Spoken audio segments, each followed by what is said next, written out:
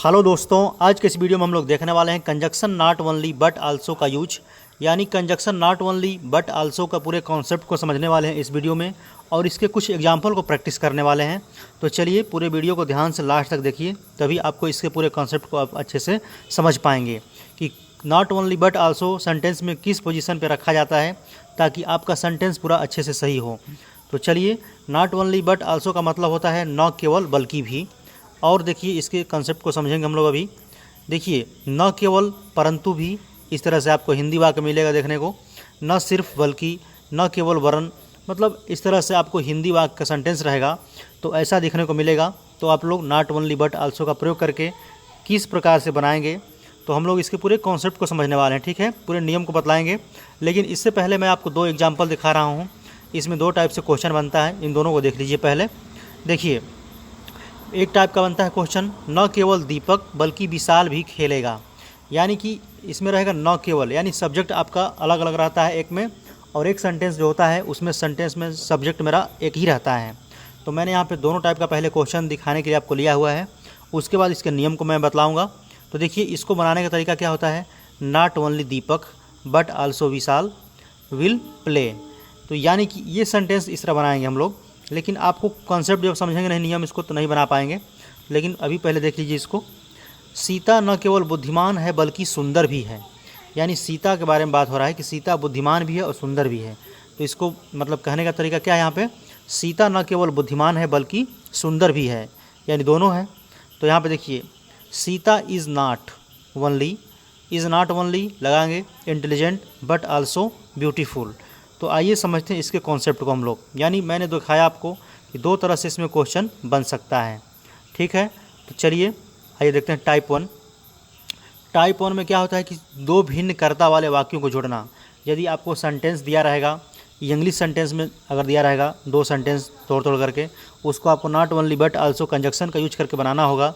तो आप किस पोजीशन में उसको रखेंगे, या हिंदी में कोई सेंटेंस दिया रहेगा नॉट ओनली बट आल्सो का प्रयोग करके इस तरह से, न केवल बल्कि, तो उसको आप लोग कैसे बनाएंगे। दोनों तरीके से आप इस वीडियो को ध्यान से देखिए, पूरे कॉन्सेप्ट को समझ पाएंगे आप लोग। तो देखिए पैटर्न क्या होता है इसका। यदि आपको सब्जेक्ट अलग अलग रहता है, यानी कर्ता जो होता है अलग अलग रहता है, तो कैसे रखते हैं, पहले रूल इसका है, नॉट ओनली पहले लिखेंगे, उसके बाद सब्जेक्ट फर्स्ट, यानी सब्जेक्ट दो रहेगा आपका, पहला सब्जेक्ट, उसके बाद तुरंत क्या करेंगे, बट आल्सो लगाना है, उसके बाद सब्जेक्ट सेकेंड लगाना है, दूसरा सब्जेक्ट को लिखना है। उसके बाद जो शेष वाक्य बचेगा आपका, कोई रहेगा हम लोगों का वर्ब, एडजेक्टिव जो भी रहेगा, उसको आपको लिख देना है बस। तो ठीक है, आइए एग्जांपल के माध्यम से समझते हैं। क्योंकि जो हम लोगों का नॉट ओनली जो सब्जेक्ट आपका अलग अलग रहेगा, तो बाकी जो शेष भाग होता है वो सब कॉमन ही होता है इसमें, ठीक है। तो आइए एग्जाम्पल के माध्यम से समझते हैं। पहला एग्जाम्पल है, Ram was present in the meeting. दूसरा एग्जाम्पल है इसका, मतलब एक ही सेंटेंस है, मतलब तोड़ के दिया गया है, इसको बनाने के सीखेंगे हम लोग। Shyam was present in the meeting, यानी कि राम प्रेजेंट था मीटिंग में, ठीक है, और श्याम प्रेजेंट था मीटिंग में। तो इसको हम लोग को बनाना है not only but also conjunction का जोड़ करके एक सेंटेंस बनाना है। तो देखिए कैसे बनाएंगे हम लोग। अभी जो रूल हम लोग ऊपर पढ़े हुए हैं इसके अनुसार रखेंगे इसको। नॉट ओनली पहले सब्जेक्ट के आगे लिख देंगे नॉट ओनली, यहाँ पे जो उंगली का सिंबल है यहाँ पे मैंने जोड़ के बनाया है, यहाँ पे नॉट ओनली, उसके बाद राम, बट आल्सो दूसरा सब्जेक्ट हो गया श्याम, उसके बाद हेल्पिंग वर्ब मैंने लगाया was present in the meeting, ठीक है। लेकिन इसमें एक कंडीशन ये है, यहाँ पे जो हेल्पिंग वर्ब लगाते हैं हम लोग, तो कैसे हम लोग हेल्पिंग वर्ब समझेंगे कि यहाँ पे क्या लगेगा, ठीक है। आइए समझते हैं इसको। नोट के बारे में यहाँ पे लिखा हूँ आपको, नोट, इसको समझ लीजिए। देखिए, यदि दो कर्ता जब आपको not only but also say जोड़ेंगे हम लोग, ठीक है, दो कर्ताओं जब जोड़ेंगे तो हमेशा याद रखना कि बट आल्सो के पश्चात जो सब्जेक्ट आपको आएगा उसके अनुसार हम लोगों को हेल्पिंग वर्ब का प्रयोग करना है। यही चीज़ इसमें मैंने लिखा हुआ हूँ, ठीक है। यानी कि जो हम लोगों का नॉट ओनली बट आल्सो प्रयोग कर रहे हैं यहाँ पे ना, और एग्जांपल दिखाएंगे आप लोगों को हम अभी। नॉट ओनली बट आल्सो, यहाँ पे श्याम सब्जेक्ट है, यहाँ पे राम सब्जेक्ट है। तो यहाँ पे अगर यदि आपका सिंगुलर कोई सब्जेक्ट है तो यहाँ भी हम लोग हेल्पिंग वर्ब सिंगुलर ही लगाएंगे। यदि कोई हम लोग का प्लूरल सब्जेक्ट है तो यहाँ भी प्लूरल सब्जेक्ट ही लगाएंगे। इस चीज़ को यहाँ पे नोट में लिखा गया है। इसका कॉन्सेप्ट ये है, ध्यान से याद रखिएगा। चलिए देखते हैं और एग्जाम्पल इसका इसी आधारित में। देखिए एग्जाम्पल है, रचना लाइक्स मैंगोज़। दूसरा इसका सेंटेंस है, हर फ्रेंड्स लाइक मैंगोज़। यानी कि एक ही सेंटेंस मतलब अलग अलग दिया है इसमें, इसको जोड़ कर बनाना हम लोगों को, यानी दो सेंटेंस दिया हुआ है, ठीक है। रचना लाइक्स मैंगोज़, रचना को आम पसंद है, यानी रचना आम पसंद करती है, या आप ये भी बोल सकते हैं। दूसरा सेंटेंस है हर फ्रेंड्स लाइक्स मैंगोज, यानी उसकी सहेलियों को भी क्या है, आम पसंद है, यानी उसकी दोस्त भी आम पसंद करती हैं। ठीक है, यानी रचना की जो सहेली है उसके बारे में बताया गया है। तो इसको हम लोग को जोड़ना है नॉट ओनली बट आल्सो का प्रयोग करके। ठीक है, तो देखिए इसको जोड़ेंगे हम लोग। इसमें भी सब्जेक्ट आपका क्या है, रचना है आपका, और इसकी सहेलियाँ अलग अलग हैं। ठीक है, इसी पैटर्न पे भी समझ रहे हम लोग। दूसरे टाइप पे जाएंगे इसके बाद, पढ़ने के बाद।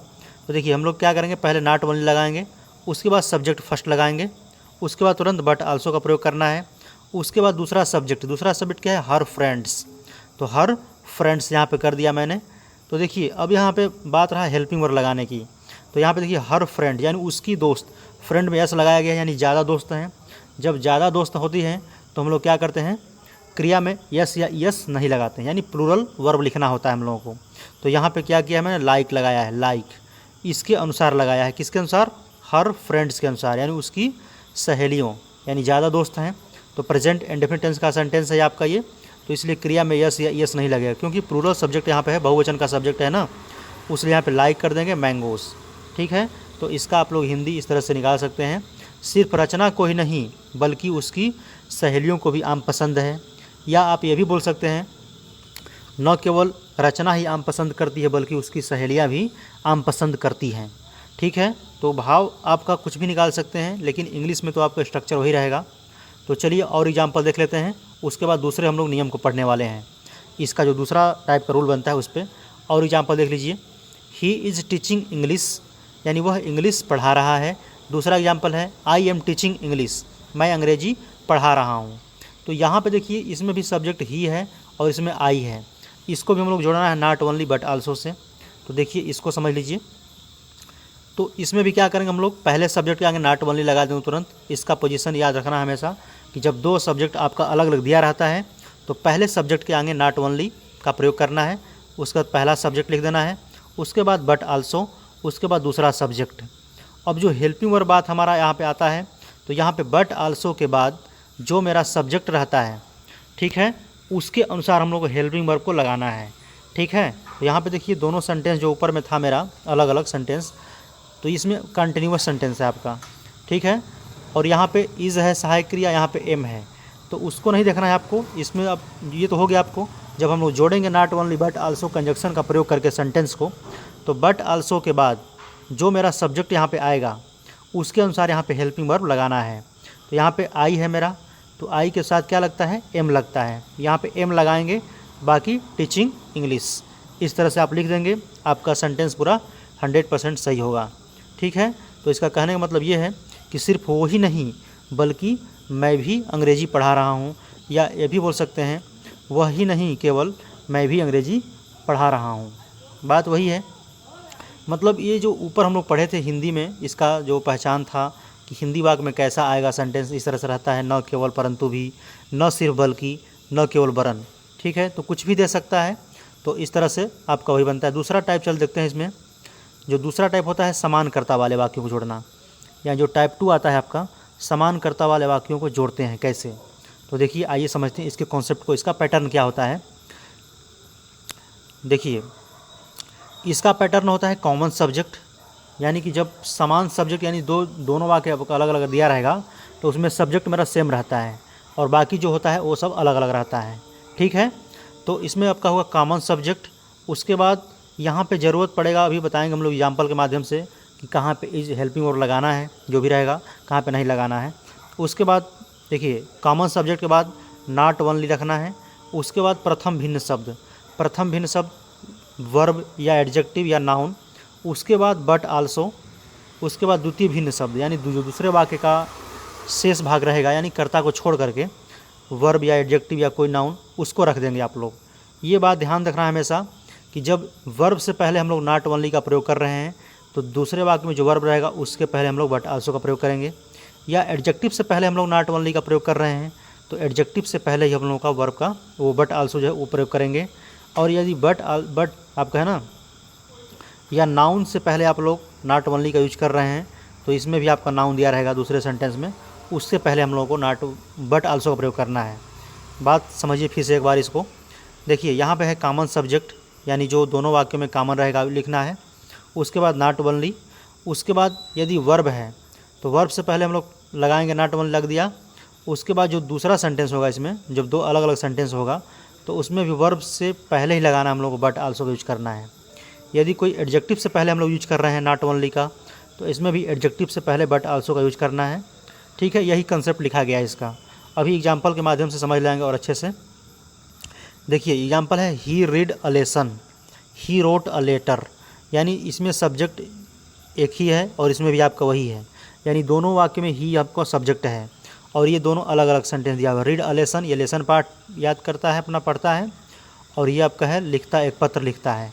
तो इसको जोड़ना हम लोग को not only but also conjunction के माध्यम से। ठीक है, तो देखिए सबसे पहले क्या लिखेंगे, कॉमन सब्जेक्ट। दोनों में कॉमन क्या है, ही है। ठीक है, यहाँ पे रीड अगर भी कॉमन रहता तो रीड को ले लेते, कॉमन है नहीं, मेरा केवल सब्जेक्ट है, तो ही मैंने कॉमन यहाँ पे ले लिया है। उसके बाद नॉट ओनली का यूज करेंगे। ठीक है, नॉट ओनली। ठीक है, यहाँ पे नॉट ओनली लिखा है, नॉट ओनली कर दिया। और उसके बाद क्या करेंगे, रीड अ लेसन, जो पहला पार्ट बचेगा शेष भाग, इसको लिख देना है रीड अ लेसन। यहाँ पे रीड अ लेसन लिखा गया। उसके बाद बट आल्सो का यूज करना है, बट आल्सो का प्रयोग करना है। उसके बाद दूसरा, इसमें तो ये तो छोड़ देंगे इसको हम लोग, क्योंकि सब्जेक्ट कॉमन तो ले लिए हैं पहले से ही। तो क्या लिखेंगे, रोट अ लेटर। तो यहाँ पे मैंने लिख दिया रोट अ लेटर। तो आपका सेंटेंस हो गया, he not only read a lesson but also wrote a letter. तो इस तरह से आप इसको जोड़ पाएंगे, यानी कि वह केवल लेसन नहीं याद पढ़ता है बल्कि एक पत्र भी लिखता है। इसका कहने का मतलब ये है। ठीक है, आइए और एग्जांपल देख लेते हैं इसका। देखिए दो एग्जांपल यहाँ पे दिया हुआ है। The robbers looted the villagers, यानी डाकुओं ने गाँव को लूट लिया। दे किल्ड देम, और वे उन्हें मार डाला। यानी जो द रोबर्स है, इन्हीं के लिए दे वर्ड यूज आया है, यानी कि ये और ये दोनों एक ही है, यानी सब्जेक्ट दोनों वाक्य में एक है मेरा, बाकी सब अलग अलग है। तो देखते हैं पहले क्या है इसमें। देखिए सबसे पहले सब्जेक्ट लिखेंगे हम लोग। सब्जेक्ट हो गया मेरा द रोबर्स, डाकू हो गया कॉमन सब्जेक्ट। ठीक है, उसके बाद नॉट ओनली लगाएंगे। बाकी पहले जो सेंटेंस का पार्ट बचेगा मेरा, उसको लिख देंगे लूटेड द विलेजर्स, यानी कि नॉट ओनली के बाद क्या वर्ब स्टार्ट हो रहा है यहाँ पे। तो जो दूसरा हम लोग लगाएंगे बट आल्सो। ठीक है, बट आल्सो हो गया यहाँ पे। उसके बाद क्या करेंगे, किल्ड देम, ये भी आपका वर्ब से स्टार्ट हो रहा है, क्योंकि इसको तो छोड़ देना हम लोगों को ना, जब कॉमन सब्जेक्ट ले लिए हैं तो दोबारा इसको नहीं लिखना है, क्योंकि दे द रोबर्स के लिए ही आया हुआ है यहाँ पे। ठीक है, तो इसको अच्छे से यहाँ पे फिट कर देना है। तो आपका हो जाएगा the robbers not only looted the villagers but also killed them. चलिए और एग्जाम्पल देखते हैं। दूसरा एग्जाम्पल है आपका, Piyush is intelligent, he is hard working also. देखिए इसको ध्यान से भी देख लीजिए, नहीं तो कन्फ्यूज होगा हमेशा। वीडियो को लास्ट तक देखना जरूरी है, तभी आपको पूरे कॉन्सेप्ट अच्छे समझ पाएंगे, नहीं तो बार बार गलती हो जाएगा। तो देखिए इसमें आपका कॉमन सब्जेक्ट क्या है, पीयूष, और इसमें आपका ये ही पीयूष के लिए आया हुआ है। ठीक है, और लेकिन यहाँ पे इज भी दे दिया है और यहाँ भी इज दे दिया है। तो जो जितना अगर कॉमन मिलता है आपको, वर्ब मिले या हेल्पिंग वर्ब मिले, दोनों सब्जेक्ट में कॉमन, तो उसको पूरा ले लेना है आपको। ठीक है, तो मैंने यहाँ पे क्या किया है, पीयूष इज कर दिया है, इतना मिल रहा है पीयूष इज। उसके बाद नॉट ओनली लगाना है। बाकी पार्ट बचा मेरा एडजेक्टिव, तो एडजेक्टिव लिख देंगे नॉट ओनली एडजेक्टिव इंटेलिजेंट हो गया। उसके बाद बट आल्सो का यूज करना है, बट आल्सो मैंने कर दिया यहाँ पे। उसके बाद हार्ड वर्किंग आल्सो है, तो अब बट आल्सो लग गया, तो इसको दोबारा लिखने की ज़रूरत नहीं है, बस क्या कर देना है, बट आल्सो हार्ड वर्किंग। यानी देखिए जो हम लोग स्ट्रक्चर पढ़े थे इसका, कि यदि देखिए एडजेक्टिव से पहले हम लोग का नॉट ओनली लगाया गया है, तो इसमें भी आपका एडजेक्टिव से पहले ही बट आल्सो का यूज होगा। ठीक है, तो आप जिस तरह से समझ सकते हैं उस तरह समझिए, यानी कि जिसमें दोनों की तुलना किया जाता है उसी के आगे पीछे नॉट ओनली बट आल्सो का यूज किया जाता है। कहने का मतलब ये है यहाँ पे। और एग्जांपल कुछ देख लीजिए, मैंने हिंदी में यहाँ पे लिया है एक्सरसाइज के लिए थोड़ा सा। मैं हिंदी ही नहीं बल्कि अंग्रेजी भी जानता हूँ। कहने का मतलब मैं हिंदी भी जानता हूँ और अंग्रेजी भी जानता हूँ। वाक्य कहने का मतलब ये है, तो इसको लिखा गया इस तरह से, मतलब अपने भाषा में लिखा है सेंटेंस कि मैं हिंदी ही नहीं बल्कि अंग्रेजी भी जानता हूँ। तो देखिए, तो इसमें देखिए दोनों जानने की बात हो रहा है। मैं जानता हूँ हिंदी, मैं जानता हूँ अंग्रेजी, यानी कि वर्ब दोनों का एक ही है। तो पहले कॉमन सब्जेक्ट लेना है। यदि आपको तोड़ तोड़ लिखना होगा इसमें, तो क्या लिखेंगे, I know English, I know Hindi, यही लिखेंगे। तो कॉमन क्या है, आई नो, तो मैंने यहाँ पे आई नो तुरंत लिख दिया। क्योंकि इस पोजीशन को आप लोग नहीं समझेंगे अच्छे से तो गलती हो जाएगा सेंटेंस ये। तो आई नो पहले करना है, उसके बाद नॉट ओनली लगाना है, उसके बाद हिंदी। हिंदी क्या है, सब्जेक्ट आपका कोई है, तो not only Hindi but also English. तो इसका ये बनेगा इस तरह से। आगे देखते हैं और एग्जाम्पल। न केवल शिक्षक बल्कि लड़कियां भी बातें कर रही हैं, यानी कि शिक्षक भी बातें कर रहे हैं और लड़कियां भी बातें कर रही हैं। ठीक है, तो इसको कैसे बनाएंगे। जो पहला स्ट्रक्चर था मेरा, यानी शिक्षक अलग है और लड़कियां अलग हैं, उस पर मैंने एक्सरसाइज लिया है ये। तो ये आपका बनेगा नॉट ओनली पहले लगाएंगे, यानी जब सब्जेक्ट आपका अलग अलग रहेगा तो नॉट ओनली पहले सेंटेंस सब्जेक्ट के आगे लगता है, उसके बाद तुरंत पहला सब्जेक्ट, उसके बाद बट आल्सो, उसके बाद दूसरा सब्जेक्ट द गर्ल्स, उसके बाद जब द गर्ल्स के बाद जब हेल्पिंग वर्ब की बात आएगी तो किसके अनुसार लगेगा। तो यहाँ पे मैंने बोला ऊपर में पहला जो रूल बताया था कि बट आल्सो के बाद जब बताया था ना कि जब सब्जेक्ट आपका अलग अलग रहेगा तो जो बट आल्सो के बाद जो सब्जेक्ट रहेगा उसके अनुसार मेरा हेल्पिंग वर्ब यहाँ पे लगेगा। तो यहाँ पे गर्ल्स ज़्यादा है यानी बहुवचन है तो यहाँ पे आर लगाएंगे, उसके बाद टॉकिंग कर देंगे। ठीक है, तो इस तरह से आप लोग सेंटेंस बनाएंगे। यदि आप लोगों को इसके कॉन्सेप्ट को नहीं समझ में आया तो फिर से आप लोग एक बार दो बार भी इस वीडियो को देखिए, अच्छे से पूरे कॉन्सेप्ट को समझ में आ जाएगा। तो मिलते हैं नेक्स्ट वीडियो में, धन्यवाद।